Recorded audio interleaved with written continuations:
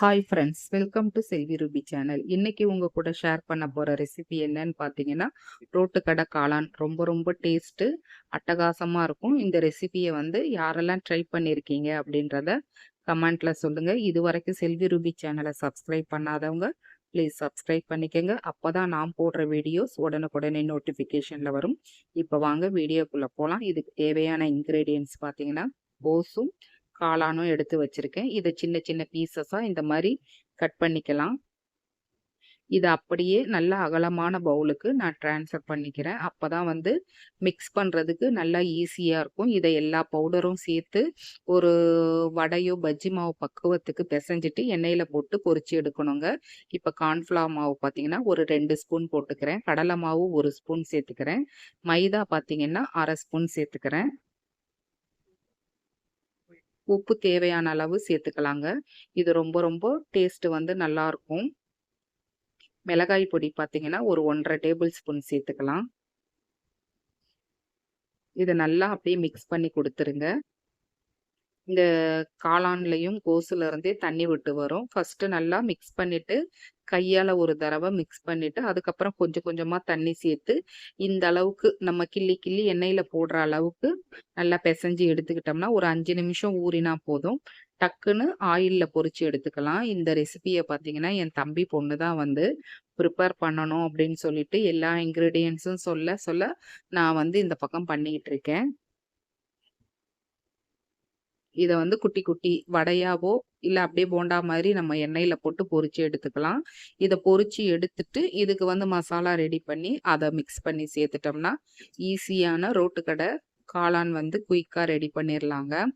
இந்த ரோட்டுக்கடை காளான் ரெசிபி பார்த்தீங்கன்னா, அங்கங்க தள்ளுவண்டியில இந்த பானிபூரி, மசால் பூரி அதோட சேர்த்து இந்த ரோட்டுக்கடை காளானும் ப்ரிப்பேர் பண்ணி வச்சிருப்பாங்க. நம்ம வேணும்னு கேட்டோம்னா, அதுக்கு மசாலாலாம் சேர்த்தி ப்ரிப்பேர் பண்ணி குடுப்பாங்க. சாப்பிட ரொம்பவே டேஸ்ட் நல்லாருக்கும். அதே டேஸ்ட்ட வந்து நம்ம வீட்லயும் கொண்டுட்டு வர முடியுங்க. இப்ப நான் போட்டிருக்க இன்கிரீடியன்ட்ஸ அப்படியே நீங்களும் ஃபாலோ பண்ணி செஞ்சு பாருங்க. அல்டிமேட்டா இருக்கும். இந்த ரெசிபி வந்து என் தம்பி பொண்ணு சொல்ல சொல்ல நான் இந்த பக்கம் பண்ணிட்டு இருக்கேங்க. இத எல்லாத்தையும் ஆயில்ல பொரிச்சு எடுத்துட்டு, அதுக்கப்புறம் நம்ம மசாலாவோட மிக்ஸ் பண்ணிட்டோம்னா, நல்ல ஒரு டேஸ்டான ரோட்டுக்கடை காளான் ரெடி ஆயிருங்க. இப்போ இதுக்கு மெயினா பார்த்தீங்கன்னா, ஒரு 4 வெங்காயம் எடுத்து நல்லா குட்டி குட்டி பீசஸா கட் பண்ணி எடுத்துக்கிட்டேன். இப்போ ஒரு வடச்சட்டியில நம்ம ஃப்ரை பண்ணி வச்சிருக்க ஆயில மிச்சம் இருந்தத சேர்த்துட்டு, இப்ப வெங்காயத்த உள்ள சேர்த்துக்கலாம். ஈஸியான ரெசிபி தாங்க. இத வந்து நம்ம ஆல்ரெடி முதல்லயே இந்த காளானும், கோஸும் எண்ணெயில போட்டு பொரிச்சு எடுத்து வச்சுக்கிட்டோம்னா, டக்குன்னு ஈவினிங் ஸ்நாக்ஸாவோ, இல்ல நைட்டு டின்னருக்கு ஒரு சைட் டிஷ்ஷாவோ நம்ம வந்து ரெடி பண்ணிக்கலாம். இப்பவே பாருங்க எங்க வீட்ல பாதிய வந்து வெறுமனவே சாப்பிட்டாங்க. இது வந்து ரொம்ப அந்த அளவுக்கு டேஸ்ட் நல்லா இருக்குங்க. இந்த ரெசிபிய நான் ஃபர்ஸ்ட் டைம் இப்ப தான் வந்து ட்ரை பண்ணிக்கிட்டு இருக்கேன்.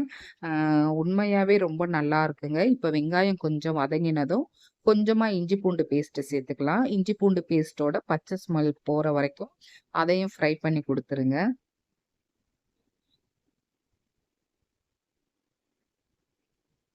இப்போ இந்த காளானுக்கு தேவையான மஞ்சப்பொடி கொஞ்சமா சேர்த்துக்கிறேன். மிளகாய் தூள் வந்து கொஞ்சம் சேர்த்துக்கிட்டா போதும். நம்ம ஆல்ரெடி வந்து நம்ம காளான் சேர்க்கும்போதே போட்டிருக்கோம். கொஞ்சமா கரம் மசாலா தூள். இந்த கிரேவிக்கு தேவையான உப்பு சேர்த்துக்கலாம். உப்பு சேர்த்துட்டு கொஞ்சமா சோயா சாஸ் சேர்த்துக்கலாம். கெட்சப் இருந்தா சேர்த்துக்கங்க. என்கிட்ட இல்ல. நான் வந்து இந்த பீஸாலாம் சாப்பிடுவோம் பாருங்க. அதுலருந்து எடுத்து வச்சிருந்தத 2 பாக்கெட் சேர்த்துருக்கேன். இத நல்லா மிக்ஸ் பண்ணி குடுத்துருங்க. இதுல உள்ள பச்சை ஸ்மெல் எல்லாம் போற வரைக்கும் நல்லா மிக்ஸ் பண்ணி குடுத்துட்டோம்னா, எண்ணெய் வந்து நல்லா பிரிஞ்சு வரும்.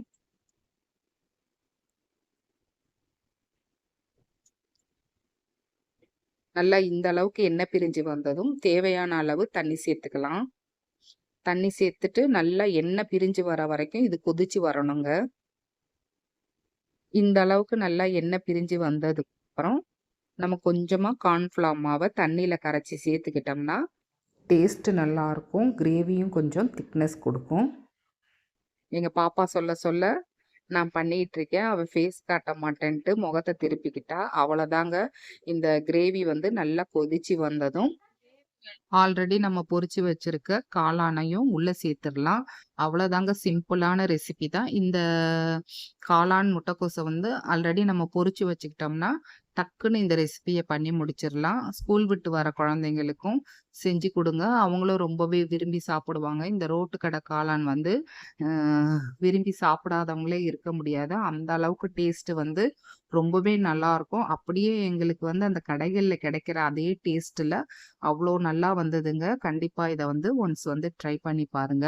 அப்படியே அழகா தூவிட்டு, நல்லா கொஞ்சம் மிக்ஸ் பண்ணி குடுத்துட்டோம்னா, ரோட்டு கடை காளான் வந்து ரெடி. அவ்வளோதாங்க. இன்னுமே ஒரு 5 நிமிஷம் இருந்தா, அந்த எண்ணெயெல்லாம் நல்லா பிரிஞ்சு வரும்போது, இன்னுமே டேஸ்ட் நல்லா இருக்குங்க. இந்த ரெசிபிய வந்து நீங்க ஒன்ஸ் ட்ரை பண்ணி பாருங்க. நானும் இதுதான் ஃபர்ஸ்ட் டைம் பண்ணியிருக்கேன். என்ன கொஞ்சம் ஆனியன் வந்து அதிகமா போட்டுட்டேன். நீங்க பண்ணும்போது, இன்கேஸ் நீங்க பண்ணி பார்த்தீங்கன்னா, ஆனியன் மட்டும் கொஞ்சம் குறைச்சுக்கங்க. நான் ஒரு 5 நிமிஷம் மூடி வச்சு ஓப்பன் பண்றேன். இந்த பக்கம் பார்த்தீங்கன்னா, நான் தோசை ஊத்திட்டு இருக்கேன். தோசைக்கு வந்து சைட் டிஷ்ஷாவும் இந்த ரெசிபிய நாங்க வச்சுக்க போறோம். ரொம்பவே நல்லாருக்கும்னு நெனைக்கிறேன். எல்லாருமே இந்த ரெசிபிக்காக தான் வெயிட் பண்ணிட்டு இருக்கோம். ஏன்னா டைமே பார்த்தீங்கன்னா, ஒரு 10 மணிக்கு மேல ஆயிருச்சு. இந்த காளான வந்து நம்ம வேற ஒரு பவுலுக்கு ட்ரான்ஸ்ஃபர் பண்ணிட்டு, கொஞ்சமா மேல வந்து ஆனியன் மட்டும் கொஞ்சம் தூவி சாப்பிட்டோம்னா, ரொம்ப ரொம்ப டேஸ்டான, அட்டகாசமான ரோட்டு கடை காளான் வந்து நம்ம வீட்லயே ஈஸியா ப்ரிப்பேர் பண்ணிரலாம். இந்த ரெசிபிய நீங்க கண்டிப்பா ட்ரை பண்ணி பார்த்துட்டு, எப்படி வந்தது அப்படின்றத கமெண்ட்ல என் கூட ஷேர் பண்ணுங்க. ஹெல்த்தியான ரெசிபீஸ், ஈஸி குக்கிங் மெத்தட்ல வேணும்னா, செல்வி ரூபி சேனல விசிட் பண்ணி பாருங்க. நல்ல நல்ல ரெசிபீஸ் வந்து குடுத்துருக்கேன். அவ்வளோதாங்க. இந்த வீடியோ பிடிச்சிருந்தா சப்ஸ்கிரைப் பண்ணுங்க. தேங்க்ஸ் ஃபார் வாட்சிங்.